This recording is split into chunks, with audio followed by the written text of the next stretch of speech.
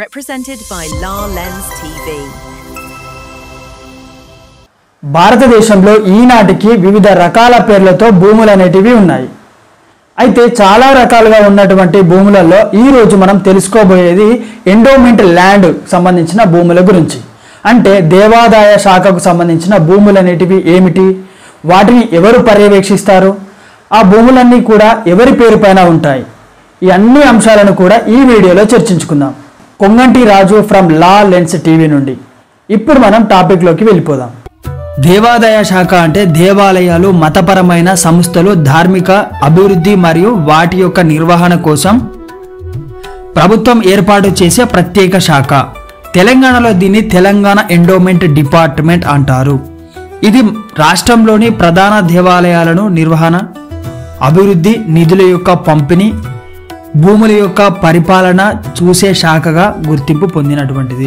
ప్రభుత్వాలు endowment department గా ఏర్పాటు చేసుకోవడం జరిగింది. అయితే దేవాదాయ శాఖ భూములు అంటే ఏమిటి ఇప్పుడు మనం తెలుసుకుందాం. దేవాదాయ శాఖ భూములు అనగా అర్హత కలిగినటువంటి దేవాలయాలు, మఠాలు లేదా ఇతర మతపరమైన స్థాపనకు ధర్మాదాయంగా అప్పగించిన లేదా వాటిని ఆధ్వర్యంలో ఉన్నటువంటి భూములు.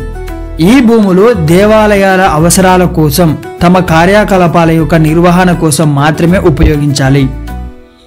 దేవాలయాలు వాటిని అద్దెకు ఇచ్చి అవకాశం ఉంటుంది, కానీ పూర్తిగా చట్టపరమైన నియంత్రణ ప్రభుత్వం మరియు దేవాదాయ శాఖకు ఉంటుంది. ప్రభుత్వ నియమావళితో పాటు ఈ భూముల యొక్క రిజిస్ట్రేషన్, కొనుగోలు, అమ్మకం సంక్షిప్తంగా నిషేధించబడి ఉంటుంది. దేవాదాయ శాఖ భూముల గురించి కొన్ని ముఖ్యమైన అంశాలు ఏమిటంటే, దేవాదాయ భూమిని ఎవరైనా వ్యాపార ప్రయోజనాల కోసం ఉపయోగించలేరు. వీటిపై సర్వసాధారణంగా రిజిస్ట్రేషన్ అనేది సాధ్యపడదు.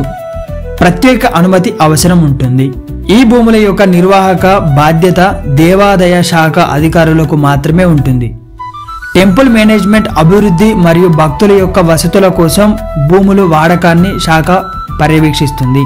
ఇతర మతపరమైన స్థాపనలు మరియు వివిధ దేవాలయాల యొక్క నిర్వహణలో ప్రభుత్వ శాఖగా దేవాదాయ శాఖ కీలకంగా వ్యవహరించడం జరుగుతుంది.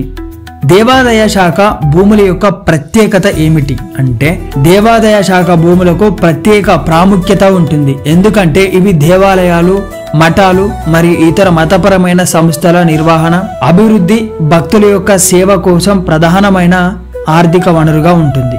ప్రాముఖ్యత మరియు ముఖ్యాంశాలు ఏమిటనంటే, ఈ ఎండోమెంట్ ల్యాండ్ గురించి ఆర్థిక వనరు. దేవాదాయ సంస్థల యొక్క పూజలు, ఉత్సవాలు, మతపరమైన కార్యక్రమాలు నిర్వహించడానికి అవసరమైన నిధులను ఈ భూముల ద్వారా పొందుతాయి. భూములకు అద్దెకు ఇవ్వడం, సాగు చేయించడం ద్వారా దేవాలయ అభివృద్ధికి హుండీ కావచ్చు. ఆదాయంతో పాటు ఇవి మరొక ప్రధానమైన ఆదాయంగా మార్గంగా ఉంటుంది. సాగు చేయడం కావచ్చు లేదా హుండీలో వచ్చినటువంటి డబ్బులు కావచ్చు. ఈ ఆదాయంతో పాటు ఇవి మరొక ప్రధాన ఆదాయ మార్గంగా ఉంటుంది. ధార్మిక, మతపరమైన సేవలు అంటే భక్తులకు వసతులు, ఆలయ అభివృద్ధి, తీర్థ ప్రసాదాలు, అన్న ప్రసాదాలు, కార్యక్రమాలు వంటి సామాజిక సేవలు అందించడంలో ఈ భూముల యొక్క ఆదాయం కీలకంగా ఉపయోగపడుతుంది. భారతీయ సాంప్రదాయిక సంగీతం, నృత్య కళాకారుల రూపంలో భ్రష్టు పడకుండా కొనసాగించడంలో, సేవలు నిర్వహించడంలో దేవాదాయ శాఖ భూముల యొక్క విలువైన వనరుగా ఉపయోగించబడుతుంది. అయితే చట్టపరమైన రక్షణ. ఈ భూములు ప్రభుత్వ శాఖ కంట్రోల్ కింద ఉండటం వల్ల అక్రమార్కుల యొక్క చేష్టలు ఎదుర్కోకుండా చట్టపరమైన రక్షణ ఎలా ఉంటుంది అని అంటే, ఈ భూములు ప్రభుత్వ శాఖ కంట్రోల్ కింద ఉంటుంది. అక్రమంగా కబ్జాలు చేయడం. చట్టపరమైన రక్షణ ఎలా ఉంటుంది అంటే, ఈ భూములు ప్రభుత్వ శాఖ ఆధ్వర్యంలో ఉండడం జరుగుతుంది. అవసరమైనప్పుడు దేవాదాయ అభివృద్ధి కోసం ఉపయోగించడానికి వీలు కలుగుతుంది. దేవాదాయ వ్యవస్థ మతపరమైన సేవల యొక్క పరిరక్షణకు మరియు భక్తుల యొక్క సంక్షేమానికి భూముల యొక్క ప్రాముఖ్యత చాలా ఎక్కువ ఉంటుంది. దేవాదాయ భూముల యొక్క మరింత సమాచారం ఎలా పొందాలి అంటే, దేవాదాయ శాఖ భూముల యొక్క గురించి మరింత సమాచారం తెలుసుకోవడానికి ప్రభుత్వ అధికార వెబ్సైట్లో సందర్శించి ఉత్తమ మార్గం. ప్రభుత్వ అధికార వెబ్సైట్ ఉంటాయి, వాటిని సందర్శించినా కూడా మీకు ఉత్తమమైన సమాచారం అందవచ్చు.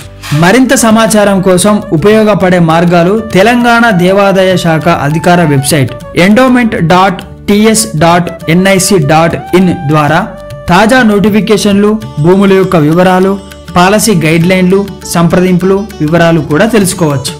తెలంగాణ ప్రభుత్వ అధికారిక పోర్టల్ అంటే www.telangana.gov.in అనే ఒక వెబ్సైట్ ద్వారా కూడా మనం సమాచారాన్ని పొందవచ్చు.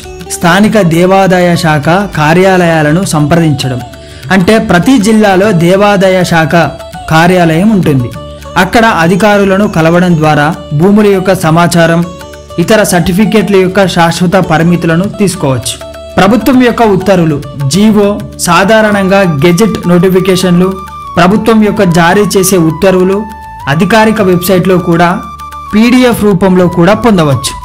RTI రిక్వెస్ట్, అవసరమైతే right to information act RTI ద్వారా కూడా శాఖ వద్ద పూర్తి సమాచారం మీకు అందిస్తుంది. ఈ మార్గాల ద్వారా దేవాదాయ భూముల యొక్క పూర్తి సమాచారం, చట్టపరమైన వివరాలు, అనుమతులు సులభంగా పొందవచ్చు.